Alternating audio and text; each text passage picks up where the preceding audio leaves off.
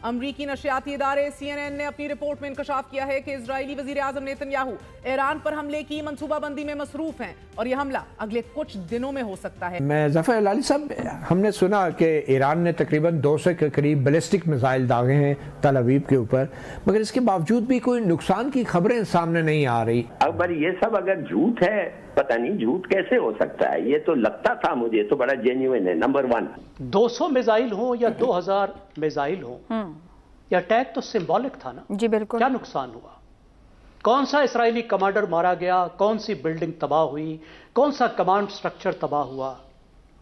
कुछ भी नहीं हुआ।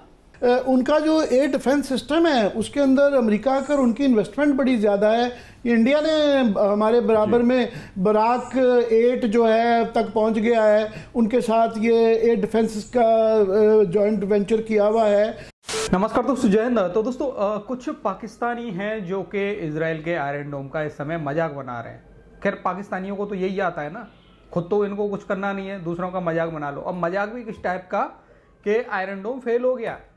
इन भिखमंगों का कहना आयरन डोम फेल हो गया। अरे भिखमंगो, अभी ईरान ने जो मिसाइलें छोड़ी थी, कुछ लोग बता रहे हैं 100 हैं, 200 हैं, 400 हैं, चाहे जितनी भी हों, अगर चलो मान लेते हैं 100, कम से कम 100 ही मान लेते हैं, 100 मिसाइलें अगर इजराइल के ऊपर गिरती तो सोचो कितना बड़ा नुकसान होता है इजराइल को।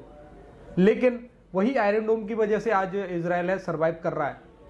ठीक है, ये भिखमंगे मजाक बनाते हैं, लेकिन इन भिखमंगों की इस समय ऐसी हालत खराब है दोस्तों कि बराक 8 के बारे में सोच के कि भारत के पास में बराक 8 है जो कि इजराइल और भारत का दोनों का बनाया हुआ है। अब इन पाकिस्तानियों की भयंकर सुलगी हुई है कि भाई ऐसा ना हो कहीं भारत उधर से हमला कर दे, और भारत के पास तो ऑलरेडी जो इजराइल का आयरन डोम है उसी जैसा एक और डिफेंस सिस्टम भारत के पास मौजूद है। बाकी दोस्तों चलते हैं इस वीडियो की तरफ, लेकिन उससे पहले अगर आपको ये वीडियो पसंद आए तो लाइक करना, चैनल को अभी तक आपने सब्सक्राइब नहीं किया तो प्लीज चैनल को सब्सक्राइब जरूर लेना। अच्छा, मैं ज़फ़र अलाली साहब, हमने सुना कि ईरान ने तकरीबन 200 के करीब बैलिस्टिक मिसाइल दागे हैं तल अवीव के ऊपर, मगर इसके बावजूद भी कोई नुकसान की खबरें सामने नहीं आ रही, ना ही इसराइली मीडिया से आ रही हैं और ईरान की तरफ से जो आ रही हैं ज़ाहिर बात है वो इतनी मुसद्दका शायद नहीं होंगी। तो क्या कैसे ये गेज होगा? क्या वाकई ये हमला जो था मौसर था ईरान के पॉइंट ऑफ व्यू से या नहीं? देखिए, मेरा ख्याल ये है, और जिस किस्म का वीडियो क्लिप्स मैंने देखे हैं और जो दिखा रहे हैं आजकल, पता नहीं आपने देखा है कि नहीं, उस पर तो खासा नुकसान हुआ है और खासा उनकी बमबारी हुई है। और मैं तो हैरान हूँ एक्यूरेसी पे और in the quantity of armaments जो उन्होंने डिलीवर करवाया। अगर ये सब अगर झूठ है, पता नहीं झूठ कैसे हो सकता है। ये तो लगता था मुझे तो बड़ा जेन्युइन है। नंबर 1। दूसरी बात है, देखिए हम लोग कोई भी हो, हम कैसे बहाने बना सकते हैं एक लोगों के लिए, one country one super power, जो जेनोसाइड जो लोग जेनोसाइड कमिट करते हैं उनको इनकरेज कर रहे हैं, उनको मदद कर रहे हैं, उनको आर्म कर रहे हैं, और साथ साथ international court of justice, international criminal court और अवाम कह रहे हैं कि ये जेनोसाइड है। ये किस किस्म का मुल्क है अमेरिका? मैं तो समझता हूं ये एक वक्त आ गया है जब हम उनको, मेरे ख्याल में दे आर अकम्प्लिसेस टू जेनोसाइड। तो पाकिस्तान क्या कर सकता है? हमारा तो अब सूरत हाल आप इससे अंदाज़ा कर लें कि जो हमारे वज़ीर दिफा हैं ख्वाजा आसिफ, उन्होंने एक ट्वीट की है और ये कहा है कि दुनिया का जो बेहतरीन आयरन डोम है जो इसराइल का दिफाई निज़ाम है, इसराइल को इमरान खान से इस आयरन डोम की टेक्नोलॉजी लेनी चाहिए। ये इमरान खान की एक तस्वीर लगाई है जिसमें वो सर के ऊपर अदालतों में पेश होते थे, बुलेट प्रूफ वो एक खोपा सा होता था जो सर पे रखते थे। तो हमारे वज़ीर दफ़ा को तो जुगतों से फुर्सत नहीं है और वो कह रहे हैं कि वैसे भी रिश्तेदारी है, कोई मिसाइल नहीं बढ़ सकेगा शर्तिया। हमारे वज़ीर दफ़ा ये ट्वीटें कर रहे हैं, तो पाकिस्तान कहाँ खड़ा है? उस पाकिस्तान का क्या मौक़िफ़ है? और क्या आप बता सकते हैं कि अगर इसराइल हमला करता है ईरान पे तो क्या पाकिस्तान के लिए भी कोई ख़तरात हो सकते हैं?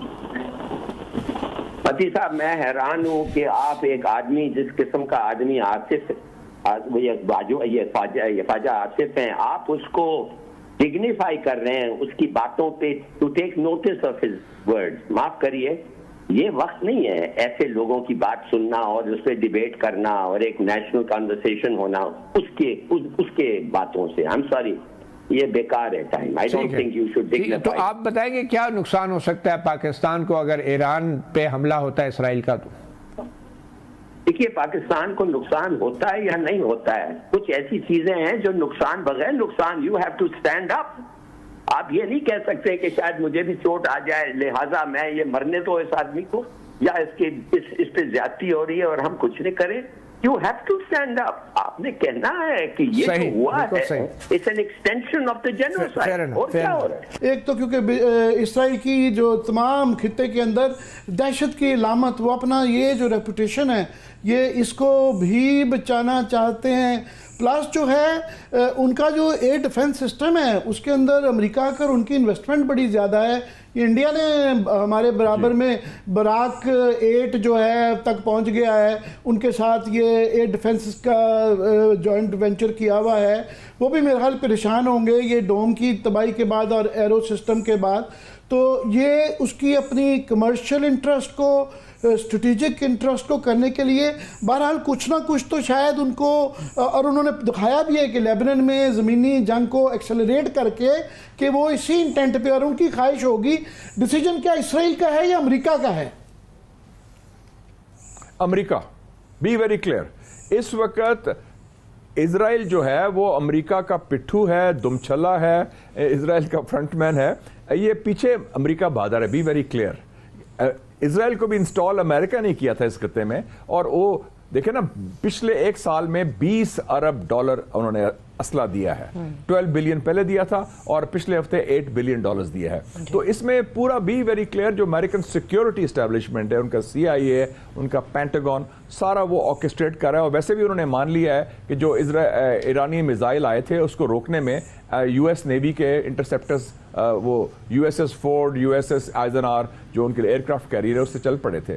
तो वो उनकी पूरी इस वक्त मिली भगत है, क्योंकि इजराइल को उन्होंने एक बच्चे की तरह पाला है, तैयार किया है इन द इस्लामिक हार्टलैंड। उसको उन्होंने इकट्ठे, ये जॉइंट ऑपरेशन है, ये अकेला नहीं है वो सारा। और ये जो कहते हैं ना इजराइल का पता नहीं है, इस वक्त बाइडन वाला मैटर नहीं करता, बाइडन और कामला वाला they don't matter. It's the American deep state, American security establishment जो अमेरिका को चला रही है। कि OIC और ख़ास तौर पे अरब ममालिक जो हैं वो तो बिल्कुल एक्सपोज मजीद होके, पहले कोई कमी नहीं रह गई थी।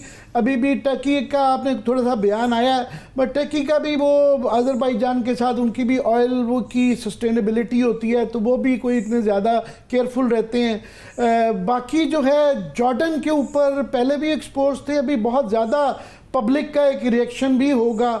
तो बाकी अरब ममालिक के लिए भी पाकिस्तान समेत तो मुसलमानों रियासतों का, अरब ममालिक का इसके बाद से कोई वही पुराना तौर तरीका रहेगा कि उसी तनख्वाह के साथ गुजारा करेंगे, या पब्लिक की तरफ से प्रेशर आएगा या कुछ कर पाएंगे? देखें ना, ये तो एक हो गया कि एक मुल्क खड़ा हो गया है, हमास खड़े हो गए हैं, हिजबुल्लाह खड़ा हो गया है, लेकिन जो इतनी बड़ी रियासतें हैं, इतने उनके पास पैसा है, उनके पास शान और शौकत है, उनके पास असला भी है, लेकिन उनमें जान नहीं है, हिम्मत नहीं है, और वो बस यरके हुए हाथ मलते रहते हैं।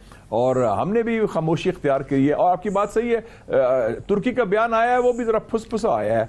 भिखमंगो पाकिस्तानियों, तुम्हें तो कुछ करना नहीं है, घर में बैठ के गाल बजाने हैं। तुम्हारे अंदर इतनी हिम्मत है नहीं कि तुम कुछ कर पाओ, दूसरा कोई करे तो उस पर सवाल खड़े करो।